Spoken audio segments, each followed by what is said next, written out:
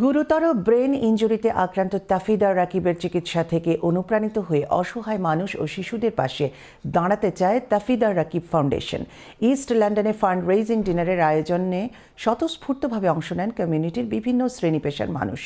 বিস্তারিত বিশেষ প্রতিনিধি শরীফুল ইসলাম চৌধুরীর রিপোর্টে। ক্যামেরায় ছিলেন রেজাউল করিম মৃধা।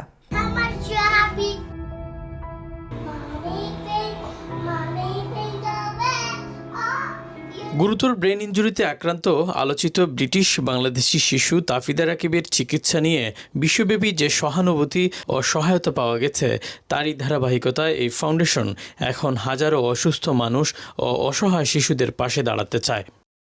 ইস্ট লন্ডনের একটি হলে আয়োজিত ফান্ডরেজিং অনুষ্ঠানে স্বতঃস্ফূর্ত অংশ নেন কমিউনিটির দানশীল ব্যক্তিরা। বাংলাদেশে অনেক শিশু সন্তানেরা ট্রিটমেন্ট পায় না, ট্রিটমেন্ট যেতে পারে না।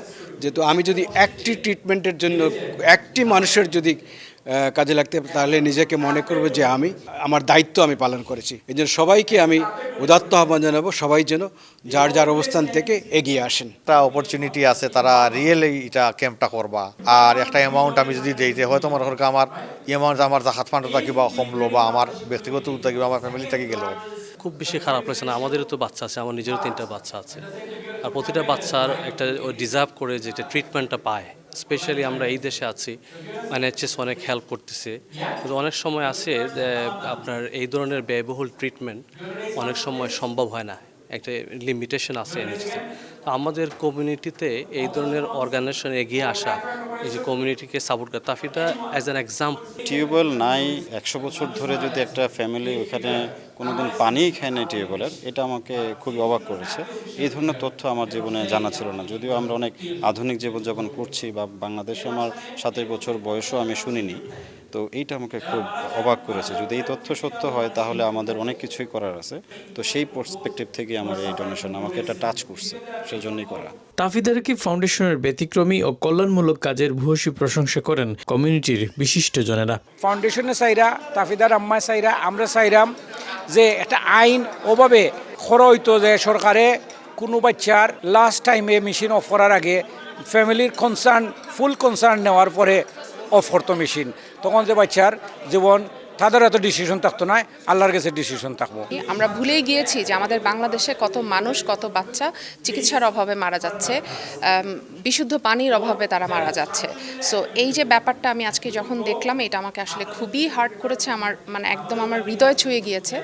এবং আমার মনে হয়েছে যে এই সময়ে অবশ্যই আমাদের তাদের পাশে থাকা উচিত, এবং এরকমভাবে সাপোর্ট করলে ডেফিনেটলি আমাদের বাংলাদেশের কোনো একটা শিশুও বিনা চিকিৎসায় এভাবে বিশুদ্ধ পানির অভাবে মারা যাবে না। Tafida Rafiq Foundation is very important. It has opened my eyes. The rules and system needs to change, it needs to adopt, and I think this is where I think Tafida Rafiq Foundation will be doing more. And we're hoping that all the communities get together. There was a cross-community communication that's going on. MPs are coming together on this. I think it's a very important area. It's an important area for parents and their rights. And as parents, how they are given the opportunity in the decision-making process. I think that's very important.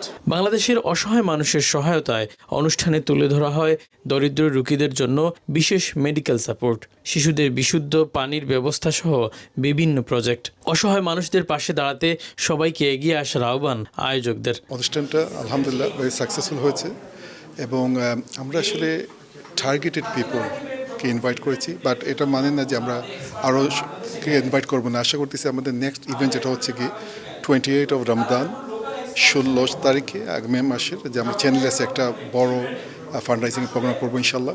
আমরা আরও আশা করতেছি আরও support আসার জন্য। The reason বিন আমরা এই বছরে আবার মেডিকেল ক্যাম্প নিয়ে যাচ্ছি বাংলাদেশে, যেভাবে লাস্ট 3 years আমরা করে যাচ্ছি। বাট আমরা স্পেসিফিক যে সেক্টরগুলোতে কাজ করছি, বাচ্চাদেরকে নিয়ে কাজ করতেছি, বাচ্চাদের ব্রেন ইনজুরি নিয়ে কাজ করতেছি, বাংলাদেশে বাচ্চাদের হার্ট নিয়ে কাজ করতেছি, এবং চক্ষু, বড়দের অ্যাডাল্টের চক্ষু নিয়ে কাজ করতেছি। তো আমার মনে হচ্ছে যে এইটাতে আমরা যদি সবাই একটু এগিয়ে আসি, আমাদের তাফিদা রাকিব ফাউন্ডেশনকে যদি আমরা সাপোর্ট করি, তাহলে আমরা বাংলাদেশে যে কিছু যে পারপাস যেটা আছে এটাকে সার্ভ করতে পারবো। চ্যানেল এস এর head of programs Farhan Masud খানের পরিচালনায় রোববার আয়োজিত ফান্ডরাইজিং ডিনারে উপস্থিত ছিলেন কমিউনিটির বিভিন্ন শ্রেণী পেশার মানুষজন। Shariful Islam Chowdhury, channels news, London.